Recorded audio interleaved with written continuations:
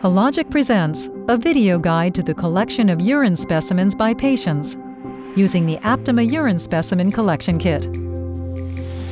Note that you should not urinate for at least 1 hour prior to specimen collection.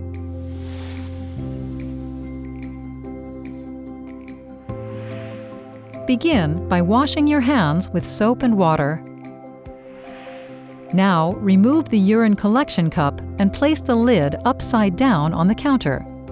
Do not touch inside of the cup with your fingers. Prior to urination, do not clean your genitals.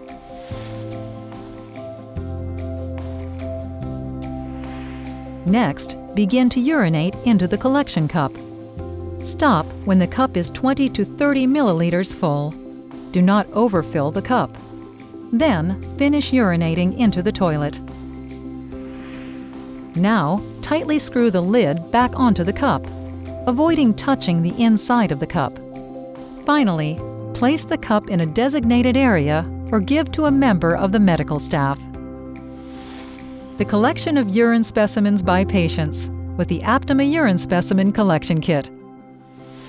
To learn more, visit hologicwomenshealth.com.